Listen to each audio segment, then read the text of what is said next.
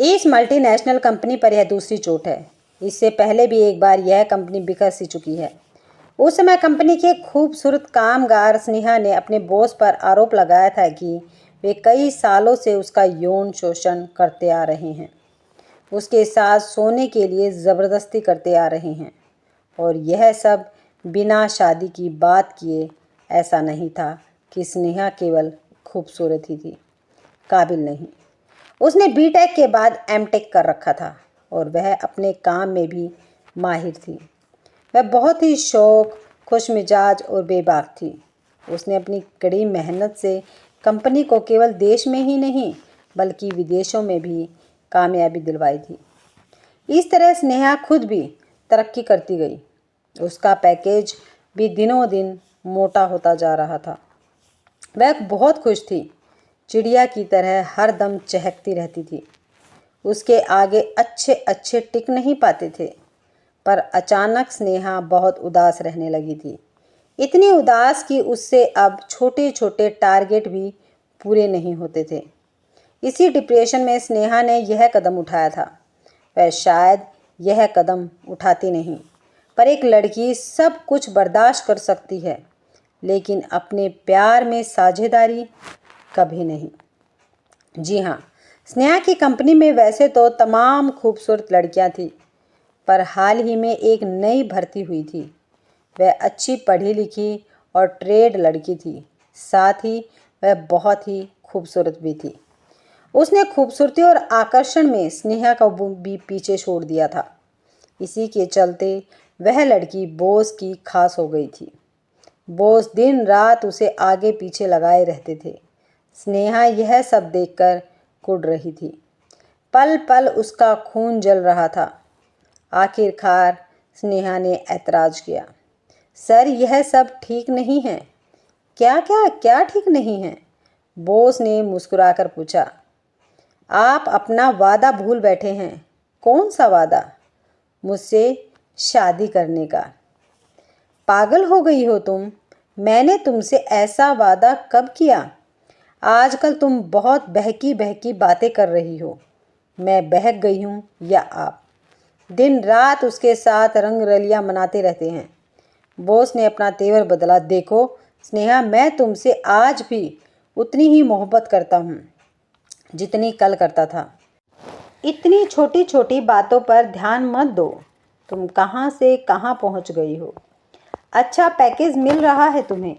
आज मैं जो कुछ भी हूँ अपनी मेहनत से हूँ। यही तो मैं कह रहा हूँ। स्नेहा, तुम समझने की कोशिश करो। मैं किससे मिल रहा हूँ, क्या कर रहा हूँ, क्या नहीं, इस पर ध्यान मत दो। मैं जो कुछ भी करता हूँ वह सब कंपनी की भलाई के लिए ही करता हूँ।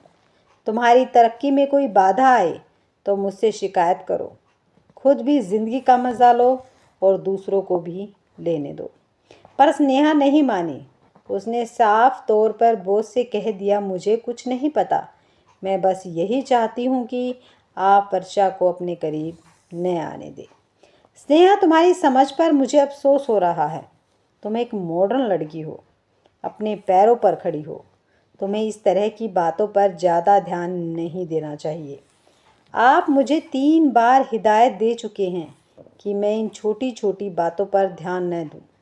मेरे लिए यह छोटी बात नहीं है। आप उस वर्षा को इतनी अहमियत न दें। नहीं तो क्या? नहीं तो मैं चीख चीख कर कहूँगी कि आप पिछले कई सालों से मेरी बोटी बोटी नोचते रहे हो। बॉस अपना सब्र खो बैठे। जाओ, जो करना चाहती हो करो। चीखो चिल्लाओ, मीडिया को बुलाओ। स्नेहा ने ऐसा ही किया। सुबह अखबार के पन्ने स्नेहा के बॉस की करतूतों से रंगे पड़े थे। टेलीविज़न चैनल मसाला लगा लगा कर कवरेज को परोस रहे थे। यह मामला बहुत आगे तक गया, कोर्ट कचहरी से होता हुआ नारी संगठनों तक। इसी बीच कुछ ऐसा हुआ कि सभी सकते में आ गए। वह यह कि वर्षा का खून हो गया। वर्षा का खून क्यों हुआ, किसने कराया, यह राज ही रहा। हाँ, कानाफूसी होती रही कि वर्षा पेट से थी और यह बच्चा बॉस का नहीं, कंपनी के बड़े मालिक का था। इस सारे मामले से उभरने में कंपनी को एडी चोटी तक करनी पड़ी। किसी तरह स्नेहा शांत हुई। हाँ, स्नेहा के बॉस की बर्खास्तगी पहले ही हो चुकी थी। कंपनी ने राहत की सांस ली।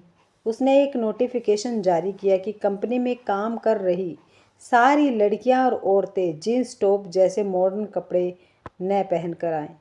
कंपनी के नोटिफिकेशन में मर्दों के लिए भी हिदायतें थी। उन्हें भी मॉडर्न कपड़े पहनने से गुरेज करने को कहा गया। जीन्स पैंट और टाइट टी शर्ट पहनने की मनाही की गई। इन निर्देशों का पालन भी हुआ। फिर भी मर्द औरतों के बीच पनप रहे प्यार के किस्सों की भनक ऊपर तक पहुंच गई। एक बार फिर एक अजीबोगरीब फैसला लिया गया। वह यह कि धीरे धीरे कंपनी से लेडीज स्टाफ को हटाया जाने लगा। गुपचुप तरीके से एक दो करके जब तक उन्हें बाहर का रास्ता दिखाया जाने लगा, किसी किसी को कहीं और शिफ्ट किया जाने लगा। दूसरी तरफ लड़कियों की जगह कंपनी में लड़कों की बहाली की जाने लगी। इसका एक अच्छा नतीजा यह रहा कि इस कंपनी में तमाम बेरोजगार लड़कों की बहाली हो गई। इस कंपनी की देखा देखी दूसरी मल्टीनेशनल कंपनियों ने भी यही कदम उठाया। इस तरह देखते देखते नौजवान बेरोजगारों की तादाद कम होने लगी। उन्हें अच्छा इंसेंटिव मिलने लगा। बेरोजगारों के बेरौनक चेहरों पर रौनक आने लगी। पहले इस कंपनी की किसी ब्रांच में जाते तो रिसेप्शन पर मुस्कुराती हुई, लुभाती हुई, आपका स्वागत करती हुई लड़कियां ही मिलती थी। उनके जनाना सेट और मेकअप से रोम रोम में सिहरन पैदा हो जाती थी। नज़र दौड़ाते तो चारों तरफ लेडीज चेहरे की नज़र आते थे। कुछ कंप्यूटर और लैपटॉप से चिपके, कुछ इधर उधर आते जाते। पर अब मामला उल्टा था। अब रिसेप्शन पर मुस्कुराते हुए नौजवानों से सामना होता। ऐसे ऐसे नौजवान जिन्हें देखकर लोग दंग रह जाते। कुछ तगड़े, कुछ सीख से पतले, कुछ के लंबे लंबे बाल बिल्कुल लड़कियों जैसे और कुछ के बहुत ही छोटे, बेतरतीब बिखरे हुए। इन नौजवानों की कड़ी मेहनत और हुनर से अब यह कंपनी अपने पिछले गम भुलाकर धीरे धीरे तरक्की के रास्ते पर थी। नौजवानों ने दिन रात एक करके सुबह 10 बजे से लेकर रात 10 बजे तक कंप्यूटर में घुस घुस कर योजनाएं बनाकर और हवाई जहाज से उड़ानें भरकर एक बार फिर कंपनी में जान डाल दी थी। इसी बीच एक बार फिर कंपनी को दूसरी चोट लगी।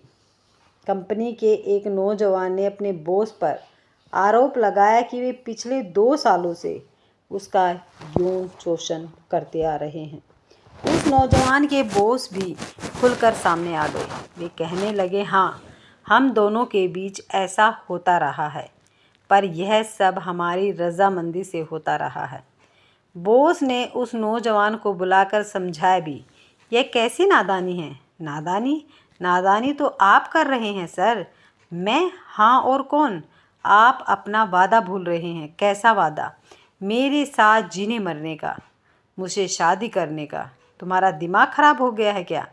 दिमाग तो आपका खराब हो गया है जो आप मुझसे नहीं, एक लड़की से शादी करने जा रहे हैं।